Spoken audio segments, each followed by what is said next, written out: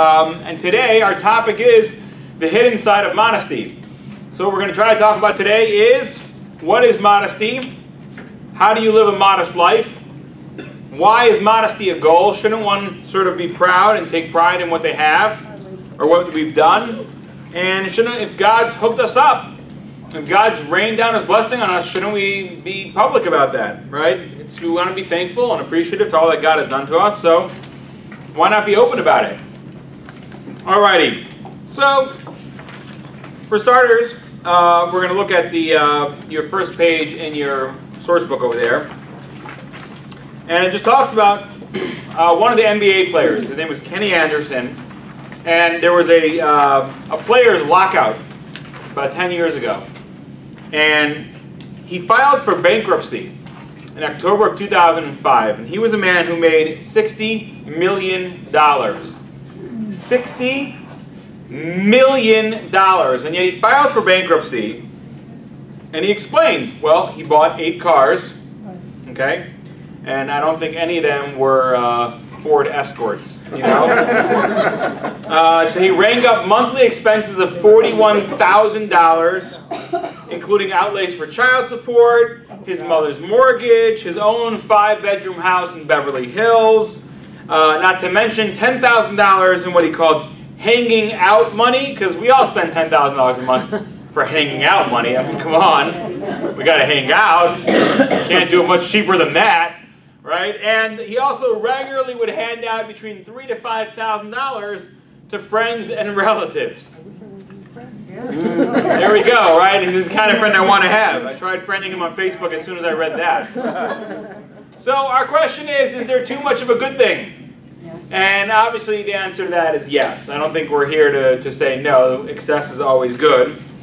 And other than sheer irresponsibility, what seems to have gone wrong with Kenny Anderson's life? Okay, obviously he's irresponsible with his money. He threw away $60 million in a few years. But besides the irresponsibility factor, because it's irresponsible to go into debt and then end up having to file for bankruptcy and leave all the people who loaned you money and, you know, with nothing. But besides the irresponsibility, what went wrong with Kenny Anderson's life? You had to sort of sum it up. Go ahead, Jerry. I would think that he started thinking that all his good fortune was due to him and not God, and he got very... Okay, excellent. He started thinking that all his good fortune was him.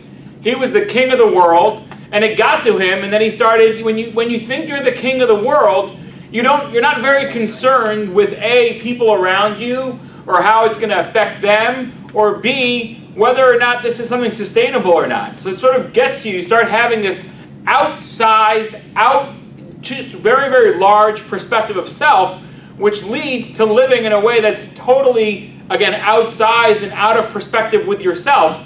And that's part of something that comes from this haughtiness that he had. Okay. Anybody else? You guys saw you? Yep. Misplaced priorities in that he seemed to feel that things and impressing others was more important than other more important values like family and friends. Not buying friends, but being a friend. Excellent, excellent. So misplaced values, 100%, yes? He had the illusion that the money was always going to be there. Right. And that illusion comes, I think, from a certain sense of like, this is me. Look at me, I can do this. Well, if you can do this, you can do it again. But if you have a sense of like, this is more of a gift that I've been given, then you're more humble and recognize I may not have this gift forever. Okay. Now let's talk for a moment about somebody who's got wealth that they almost can't Kenny Anderson away. Okay?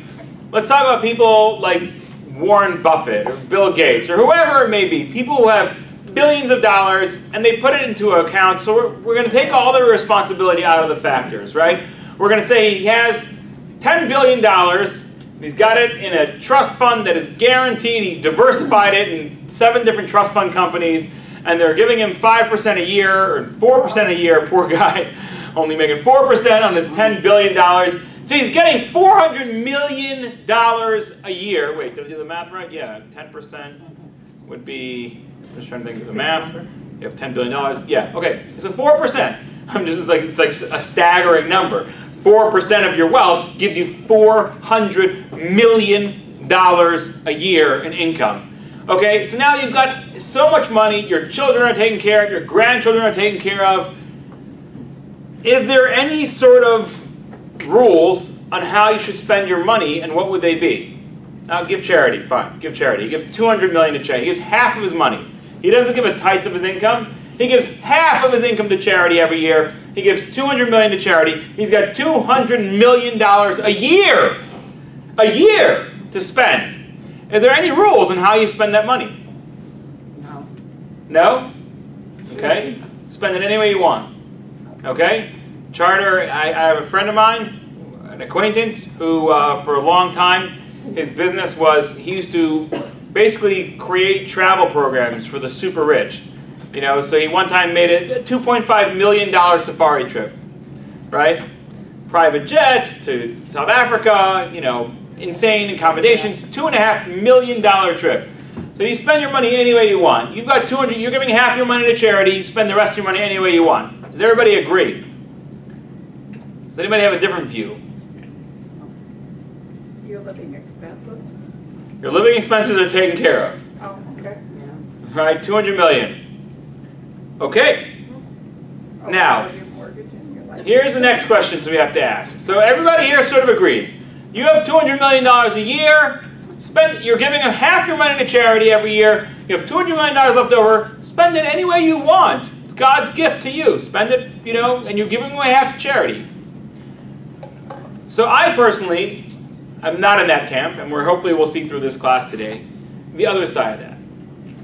And the question is, just like, you know, here in America we believe in freedoms. Freedom of speech, you know, freedom to pursue your life, liberty, and happiness as any way you see fit.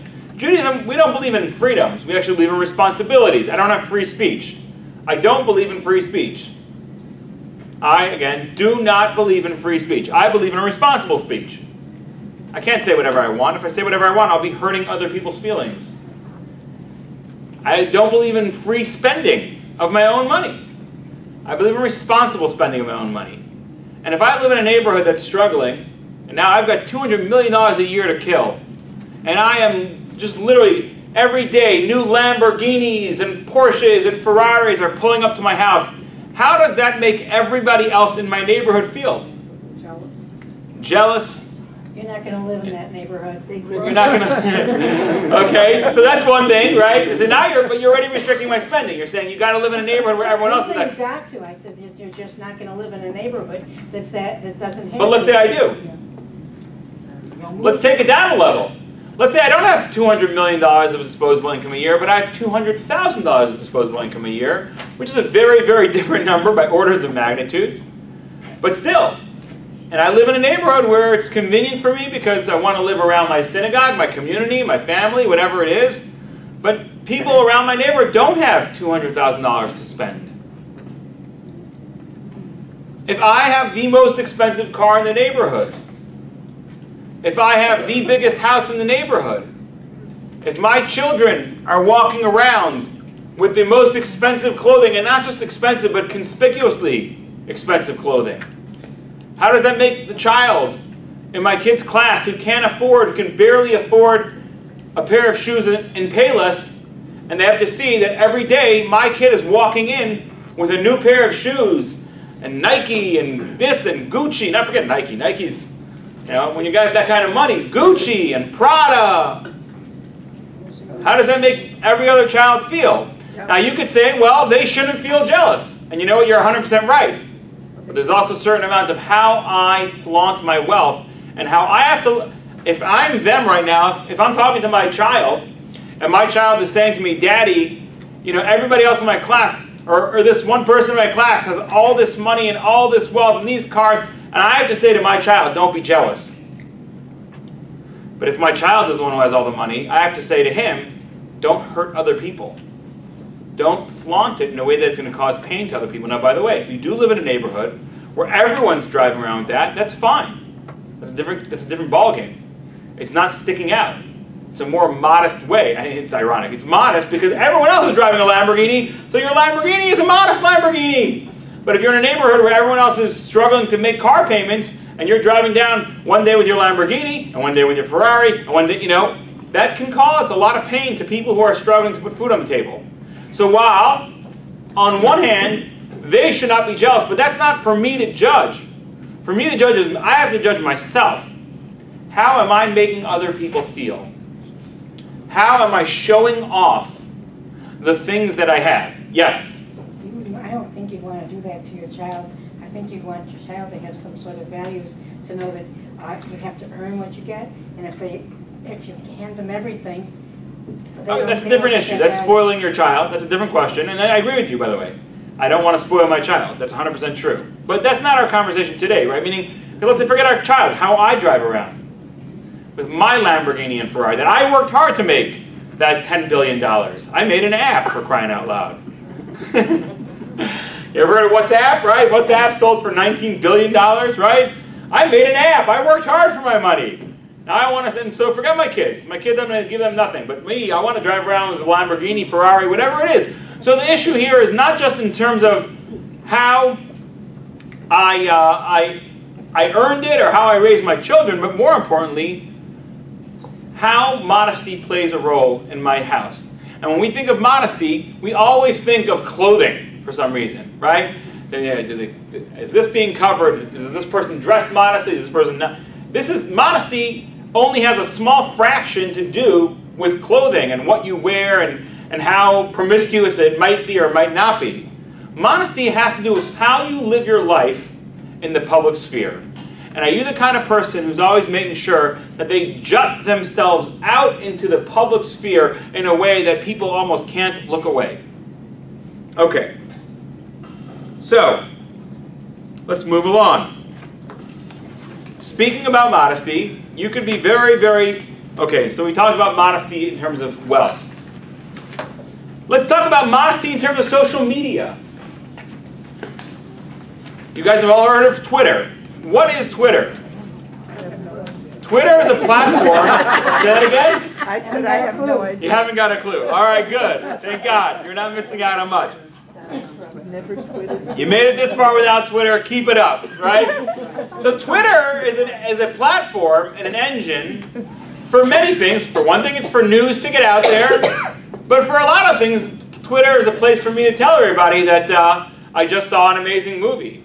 Or Twitter is a place for me to say, here's this amazing lunch that I'm having right now, right? The world, Instagram is like Twitter, which is like Facebook, but it's just pictures. And what are people loading up all the time? Pictures of how beautiful my kids are, how amazing of a lunch I just had, right? Look at my brand new car. I mean, it's literally a place for people to show what they have to the world. Now, Twitter sometimes is not just what you... So Instagram is all pictures, right? Look at the amazing vacation that we're having right now. How does that make everybody who's not on the amazing vacation feel? It's a very, very tough line to walk. And I'll tell you something. Even within my own family, we have a family WhatsApp. So WhatsApp is sort of like text messages for groups. But you can put in pictures and videos. And I'm telling you, I just came back from vacation right now. My kids were off for a week. We went on vacation. And I have to be sort of careful about what I'm posting. Because let's say my kids are having an amazing good time, and maybe they went to a different state or something like that, and I might have other family members who, even within my family, who can't afford it. Now, family members generally are going to be happy for other people in their family. But still, there's a sensitivity there. And that's within the family. Even within the family, I've got other siblings who maybe are not able to take this kind of vacation. Do they need to see all the pictures of my family on our vacation? It's a very, very, very sensitive thing. But definitely on Twitter, Facebook, Instagram, for me to just show the world how amazing my life is all the time, is that really what we're supposed to be doing? So let's look at this. Twitter taps into a basic need of many web users, Now this, of course, is from an editorial about Twitter. So this is not, this is editorialized. To suck up every last crumb of personalized information instantly.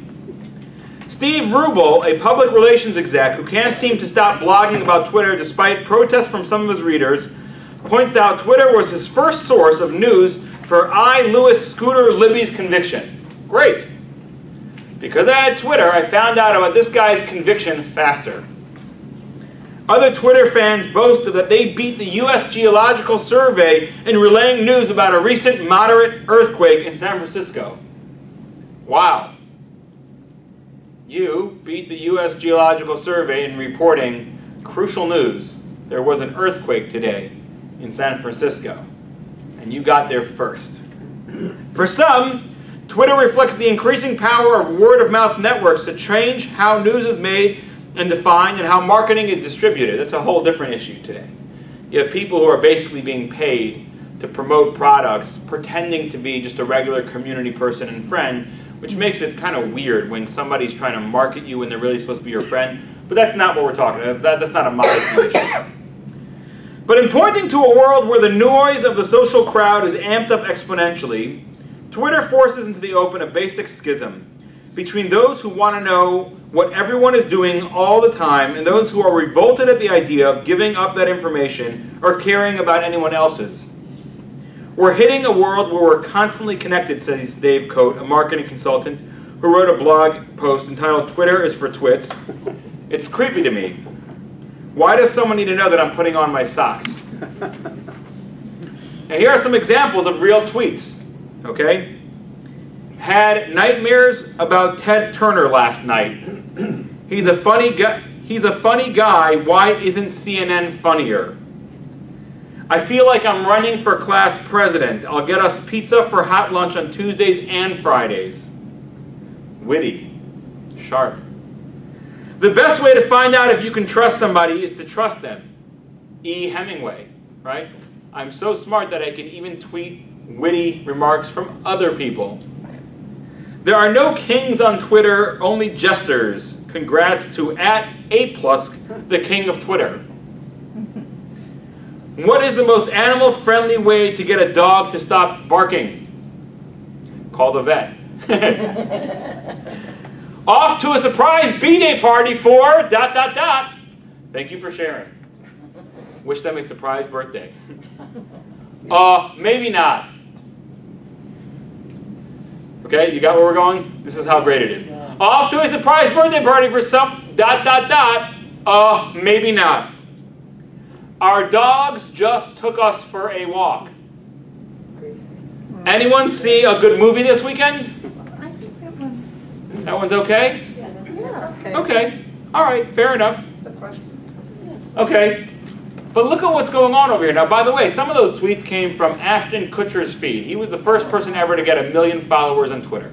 By now, he has many, many more than 1 million, as most actors and actresses do. People will put up posts on Twitter saying, had another fight with my husband today. Is that really information the rest of the world needs to know? No. No, but we have free speech. Oh, we don't have free speech. We have responsible speech. Yes, according to American law, you can buy whatever you want, you can say whatever you want, you can post whatever you want, but according to Jewish law, maybe not such a good idea. Maybe not such a good idea to bombard the world with your personal information. Now, mind you, this stuff has nothing to do with money and conspicuous consumption. A person posting that they got into another fight with their husband, that is where you're taking your personal life and jutting it out into the public sphere. Yes? Why do you think people do it? Why do they think people, well actually you tell me, why do you think people do it? To be accepted in some ways, and maybe a great insecurity in themselves. Excellent. So, insecurity, which by the way, I agree with, as well as the desire to get accepted, which we're going to see that a lot of the things that have to do with modesty, whether it has to do with conspicuous consumption, whether it has to do with what you tweet about, whether it has to do with the clothing that you wear, often all stem from the same thing. A desire to be liked, a desire to be accepted, and a great insecurity that people will not accept me for who I am unless I show them what I can buy, or I show them little personal parts of my life which taps into their voyeuristic need, or I show them parts of my body which taps into their voyeuristic need as well. But the theme that's going to run throughout modesty is that modesty is when we take something that belongs in the private sphere and put it out into the public sphere.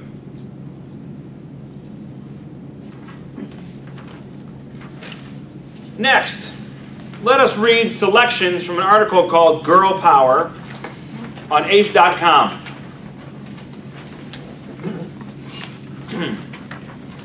Lynn McKell Brown, professor of education at Colby College in Waterville, Maine, has documented the confusing and negative messages that marketers send to girls in her book, Packaging Girlhood.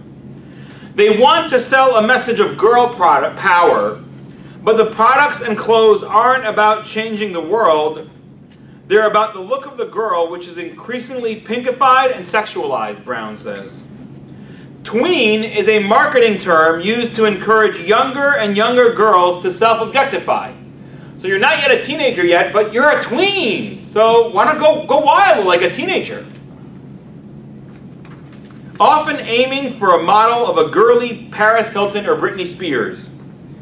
Brown says that while many parents worry about protecting girls from being bullied, they are also purchasing the very merchandise that undermines a girl's sense of self. The pinks quickly turn into hot pinks and reds, which are used to sell everything, even pink energy drinks that contain an herbal appetite suppressant, she wrote. What's the message?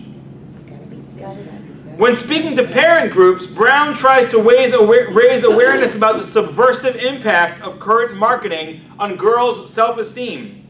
This includes not only the sexualized clothing, but also popular books for tweens and teens featuring mean girl motifs. Sisterhood is powerful is a slogan that is so in the past, Brown notes. Her organization, Hardy Girls, Healthy Women, hopes to foster a healthier sense of self for girls and includes resources and suggested questions for parents to ask their daughters to help them both think more critically about media influence. We can't stop the media, but parents have a lot more control over this than they realize, Brown believes. Holstein agrees and urges parents to talk frankly with their daughters about how some of the current fashions make them feel. If a girl just shrugs and says that's the way everybody dresses, she advises parents to counter, let's find the very best choices so you can be comfortable.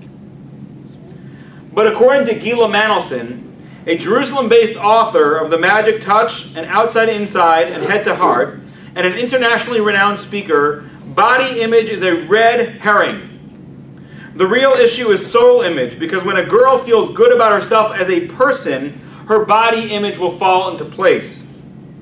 Manelson notes how striking it is that some young women with whom she has spoken who are average-looking and even Rubenesque in figure consider themselves beautiful, even sexy. These girls exude the confidence that comes from having a healthy soul image, Manelson observes, and confidence is very attractive. Manelson believes that the Jewish concept of tzniut, modesty, is the most powerful antidote to this problem. Tzniut means deeply knowing who you are. It's an internal self-definition that frees you from any need to flaunt yourself physically. I don't need to wear those clothing. I don't need to drive that car. I don't need the world to know about the fight I had with my husband last night or the amazing dinner that I had right now. Manelson explains women who possess tzniut have the physical privacy protected. They are simply not on display for oogling or judgment by the public's critical eye.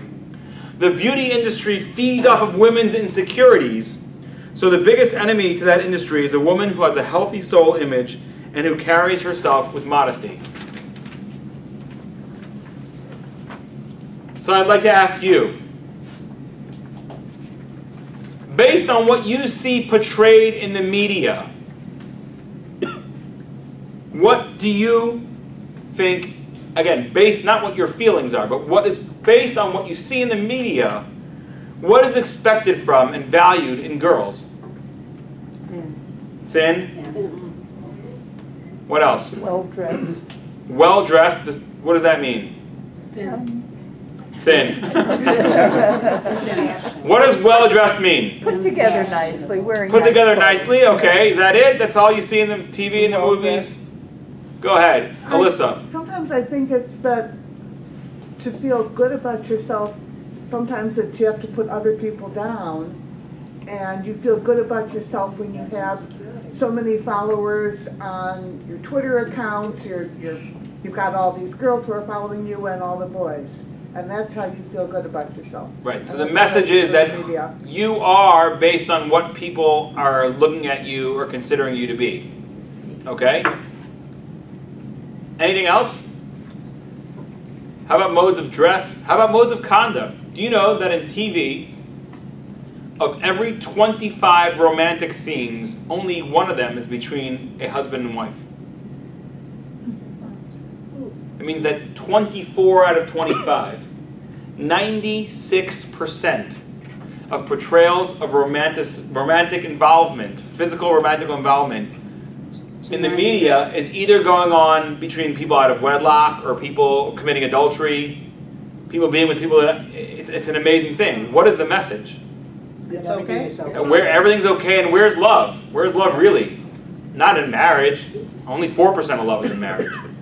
96% of it is in other things. That's not love, though. That's what you're telling me. I'm talking about what the media is portraying. And what are girls being led to believe? What are girls being led to believe in high schools around America? What will make them popular? Dress sexy. Exactly. It's about how you dress. Don't be a prude. Now, we're going to read one more article that talks about why, again, we've talked about different types of modesty, and we're going to get into more. But we're going to talk about one, specifically when it comes to clothing. We said it's not all about clothing, but it is about clothing too. And we're going to talk about why, in Judaism, there's a concept of not being very promiscuous in dress, not being very uncovered. And it's actually written by my favorite author on Aish.com, Rabbi Levi Burnham. No. Are you being modest, Brenda? I'm being modest, exactly. This is an article, and you can Google it. You can go to Aish.com, and you can look it up and see it. It's called The Naked Truth. I was getting out of my car a few weeks ago when I heard on the radio that celebrity photographer Spencer Tunick had beat a previous record. A few years ago, he had captured 7,000 nudes on camera, and now he had beaten that in Mexico City. Over 18,000 people came out, took off their clothes, and stood around as he snapped away. And why did this news strike me as not a cause for celebration and awe? After all, what is so wrong with the beauty of the human body? And why is Judaism so hung up on the idea of tzniut, modesty, that demands we keep parts of our body covered? Didn't God give us our bodies? And if He gave us something beautiful, shouldn't we showcase it? Generally, and now we're going to get to the root of this idea, when we want to find the root of an idea, we look at the first time it is mentioned in the Torah. The first reference to clothing, or lack thereof, is in the Garden of Eden. Immediately after the creation of woman, the Torah tells us, the first thing the Torah tells us about man and woman is that the two of them were naked, the man and his wife, and they were not ashamed. Genesis 2:25. Seems like a strange thing. The very first thing the Torah tells us after Eve is created, the first thing they tell you about Adam and Eve is they were naked and not ashamed. The proximity of the creation of humanity in this declaration indicates a strong correlation between their essence, the essence of man and woman, and their nakedness. Soon after, Adam and Eve sinned. And immediately, the Torah tells us, the eyes of both of them were opened, and they realized they were naked. They sewed together fig leaves and made for themselves clothing, loincloths. Genesis 3, 7, and 8. Somehow, when the world went through this upheaval, from a pre-sin world to a post-sin world, something changed that made them ashamed of their nakedness. Okay, so again, immediately after they're created, the first thing the Torah tells us, they were naked and not ashamed. Immediately after they sinned, the first thing the Torah tells us is they knew they were naked, they were ashamed, and they covered themselves up. What is going on over here? And by the way, when God comes looking for them, Adam and Eve, where are you? They're hiding from God. And they said, oh God, we were embarrassed that we were naked, so we were hiding. So God says, wait a second. You were embarrassed that you were naked? Did you eat from the fruit? That's the evidence. The fact that they were embarrassed of their nakedness was the proof that God, you must have eaten from the fruit. And yeah, we did. How is the fact that they were embarrassed somewhat a proof that they ate from the fruit? Here we go. Get ready to dive deep. Our sages explained that prior to the sin, when the entire world was filled with God's wishes, the physicality of the world didn't hide God, but rather loudly proclaimed his existence. The human body didn't conceal the elevated soul inside, but was a shrine to that soul. When Adam looked at Eve, her body was like a translucent casing, showcasing the beautiful soul within. There was no reason to be ashamed of the body, and Adam and Eve felt no compunctions about being naked, because their bodies were in proper perspective. It was a beautiful showcase for the neshama, for the soul.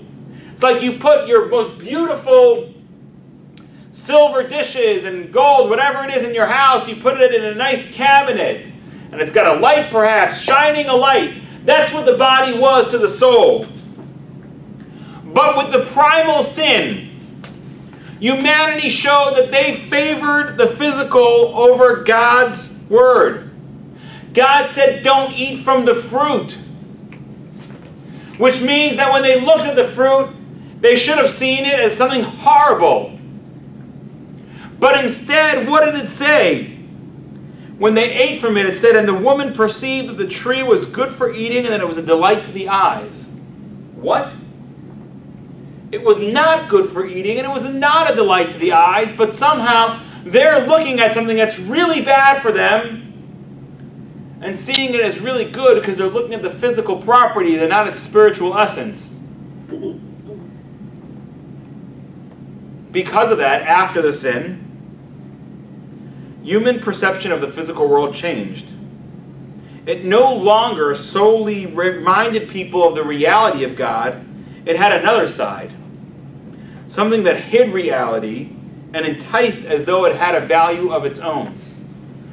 Because they ate of the fruit, which they thought looked so amazing because physically it looked beautiful to the eyes, which of course is the physical side of it, but deep inside, spiritually, it was bad. It should have looked horrific to them. They contorted the way the world was, and no longer was the physical world a showcase to God's beautiful world inside. Now the physical world was often hiding God's beautiful world inside. When this happened, Adam and Eve were immediately ashamed of their naked bodies, because now their bodies hid their soul. Now when Adam looked at Eve, he saw a body, and when Eve looked at Adam, she saw a body. And that's horrifying.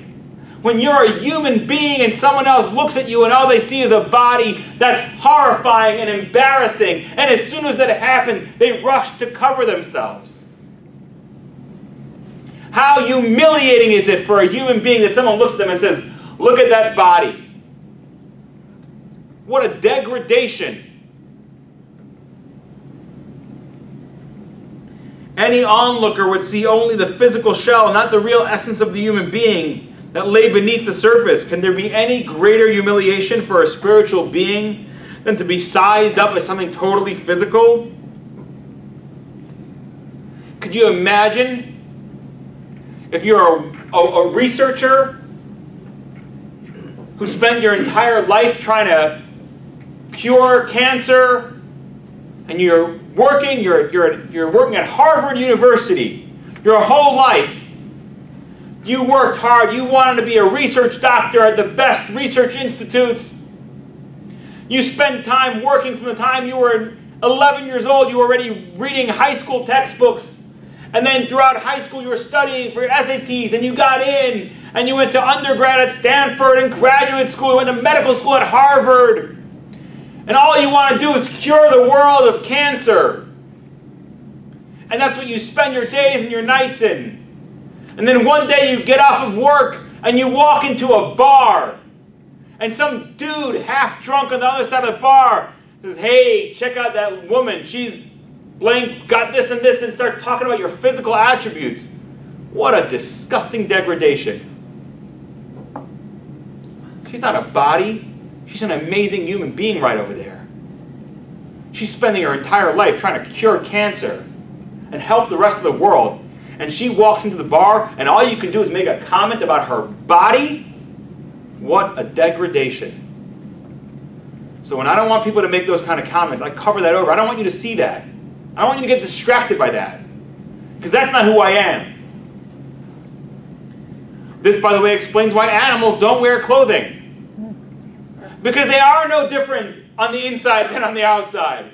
You look at a cheetah and you're like, "Wow, look at that cheetah." He's like, "Yep." Yep. You look at an elephant. "Oh man, look at the elephant. He's so big." He's like, "Yep, I'm so big. That's what I do best in the animal kingdom. I'm so big. Did you notice my trunk? Got a really long nose. Check it out. That's what I am. The big animal with the long nose."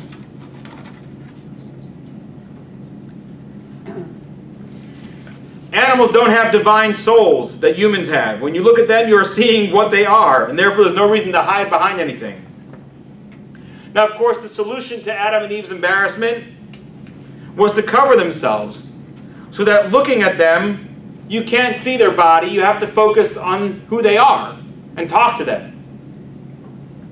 Indeed, the Hebrew word for clothing is levush, which comes from the words lo bosh, to not be embarrassed. I wear clothing so that I'm not embarrassed, that when you look at me, you see a body. One may think that Spencer Tunick's mass nudity is cute, just fun and games, but look at his underlying message. These are only bodies, not people. He has no interest in them as humans, mothers, fathers, dreamers, givers, thinkers. It lessens our sense of humanity. It affects the souls of those who participate, and it affects the souls of society.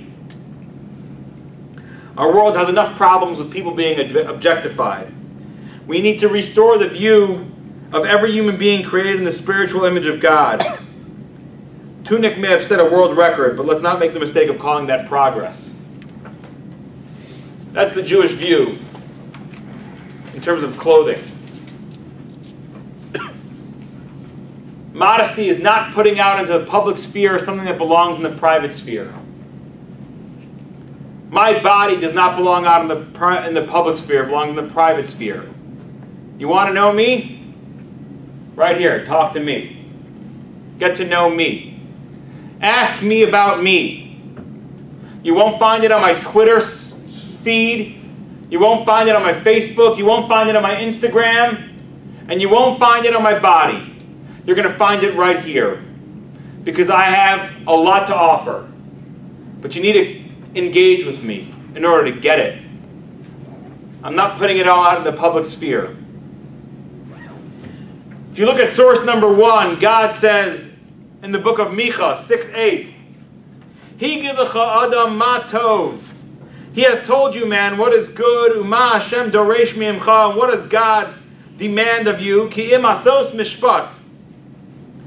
Do justice, va'avas chesed, and love righteousness, va'tznea leches im Hashem Elokecha. And to walk humbly, modestly with God. Humility and modesty are from the exact same root. It means I recognize the amazing gifts that God has bestowed upon me, and I want to use them in the most appropriate way, in a way that it will only help others, not hurt anybody. The Ibn Ezra, one of the early commentators, explains on that same verse, what does to walk modestly with God mean? That you should walk with a pure heart. The opposite of stubbornness. No way, I'll dress whatever I want. I'll buy whatever I want. I'll say whatever I want. I'll do whatever I want. That's stubborn. That's haughty. That hurts other people. Doesn't showcase your greatness.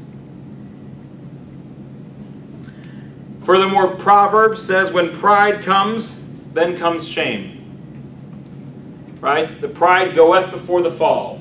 When pride comes, then comes shame. But where there is the lowly, modest, humility, there you can see the wisdom. Look at Warren Buffett, by the way. Warren Buffett, the second wealthiest, third wealthiest person in the world, whatever it is, worth $40, $50 billion. Lives in the same house he's been living for the last 40 years. I think he's driving the same car he's been driving for 20 years. Dresses very modestly. There's wisdom. That's why people call him the Oracle of Omaha, and people flock from all over the world to seek his wisdom.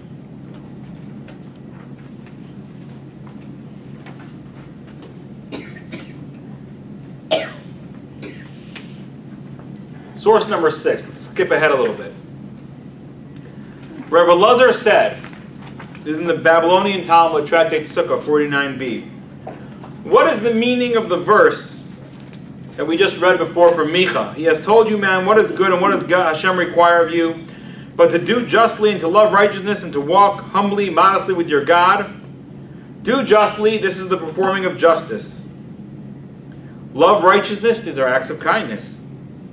Walk humbly, this is escorting the dead and bringing a bride to her wedding. Listen to this, it's very interesting. The sages tell us that when it tells you to be modest, it's referring to weddings and funerals.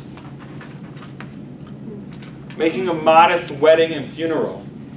Isn't that interesting? Think about that. How many people go deeply into debt trying to make extravagant weddings because they feel the pressure to keep up with the Joneses, who, by the way, also went deeply into debt because they made an extravagant wedding trying to keep up with the Smiths, who, by the way, also went deeply into debt because they made an extravagant wedding trying to keep up with the Browns, and so on and so forth.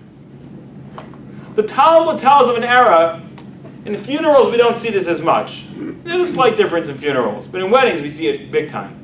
The Talmud tells us that there was a time where it was the opposite,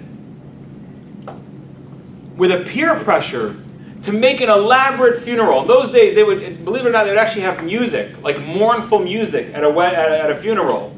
Dirges. They would hire people. Do you know that they would hire professional mourners to come and cry and weep and slap their thighs in pain, and you would go to a funeral and it sounded like the whole world is mourning for this person. But they would hire there was so much they would spend on the casket and on everything. And it got to be, the peer pressure was so intense that it got to be a certain point in Israel where people would literally take their dead, wrap it in a white cloth, and leave it in the streets because they were embarrassed to make a subpar funeral. Can you imagine that? Which is why Rabbi Gamliel, who, by the way, if I remember, I think it was Rabbi Gamliel, who was one of the greatest sage of his time, and also incredibly wealthy, by the way. He said, take me out in a simple white shroud and a simple pine box. Nothing. You know, not even, in Israel, they don't use a box. You know that? They put the body in the ground, they have a special casement, and that's it. And a lot of people specifically use a simple pine box. You put a talus over it, that's it. Walking out in a modest form. Weddings. Now says the final thing, and we can draw a logical conclusion. If we are supposed to behave modestly for things generally done publicly, like weddings and funerals, then certainly we have to behave modestly for things normally done privately. It's absolutely no one's business that you had a fight with your husband or wife last night. That's private. It's absolutely no one's business that you're so deeply in love with your husband that you have to snog all over the streets. Right? People walking around in the streets. You see it all the time. All over each other. This is not the place, this is not the forum for your physical love overtures. This is something that belongs private. Go back home. Get a room. I'm not saying it's not the place. It's not the time and place. So what modesty really is about saying, I don't want to jut out into the public things that remain modest. Now, by the way, listen to this. There's even modesty in the performance of mitzvahs. Look at source number 7. The reason for this is that when someone performs a commandment or good deed publicly, he does it out of religious arrogance and not for its own sake. Sometimes you see somebody doing some big public mitzvah, whatever it is. Is that for the sake of the mitzvah, that everybody should know that you did the mitzvah? Do you know there was a great rabbi named Rabbi Yaakov Kamenetsky? He passed away in the 80s. Now he himself was a deeply spiritual, religious man, and he accepted upon himself all sorts of stringencies of the law. He wanted to follow the law to the zenith, beyond the letter of the law. There were people who lived in his house for months and had no idea about different laws that he kept, because he worked so hard that his things should be between him and God. How much more valued is a mitzvah when done privately? How much more valued is charity when done privately? How much more valued? You did a kindness. You went and visited somebody. You don't need to tell everybody about it. There's enormous value in doing acts of goodness for others that nobody else knows about. You're in the restroom. And it's a public restroom, and you know how it works. That all the paper towels start flooding over after a while and falling onto the floor. You pick them up, you put them in the trash can, you knock it, you pat it down, and there's plenty of room in the trash can now. Nobody has to know about it. A little public good that you did for everybody else. Maimonides, source number 8, Laws of Deod, a tremendous act of modesty performed by scholars so that they do not degrade themselves or uncover their heads or their bodies even when they enter the restroom. It's not like, yeah, you're in a locker room, do whatever you want. No, the Torah's telling, even in the most private of places, there's a way to be. Even in our own houses, there's a way to be. There's a place for modesty in the house too. Just because no one's around doesn't mean that I have to feel, have a sense of sort of like, do whatever I want. Now listen to this. There's laws of modesty for men too. Source number 9, again, Maimonides. The dress of a scholar should be nice and clean. It is forbidden for him to have a stain or the like on his clothing. His clothes should not be royal garments that everyone will look at, nor should they be clothes of the poor which denigrate those who wear them. Rather, they should be average and presentable. Don't jut out. Don't jut out. There's a certain, there are people, like sometimes you see people who like, it goes both ways. Either they wear extravagant clothing, that's the way of jutting out, or sometimes you wear like, you're like so, like you're shabby chic, you know. You're so shabby because like, you don't care about the physical world. The physical world doesn't even concern you. Your clothing can have holes and stains, whatever. I don't care. I'm so spiritual, I don't even notice all these physical things. No, that's jutting out too in the public eye.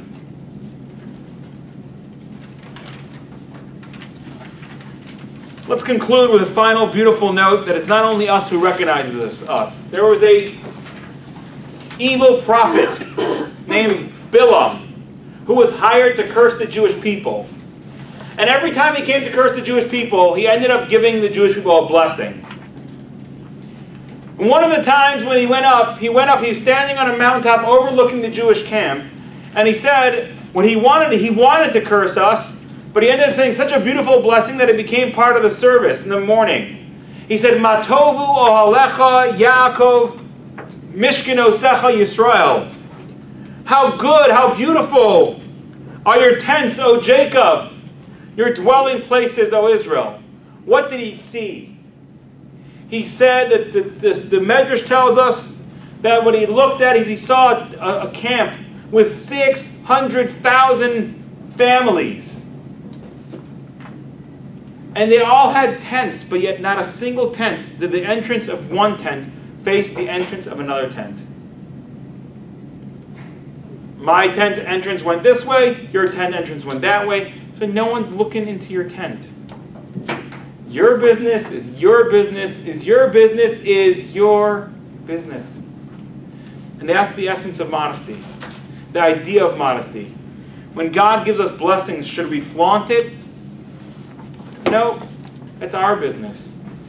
And it doesn't mean we shouldn't eat well or drive a comfortable car, but it's all about what is jutting out in the public eye.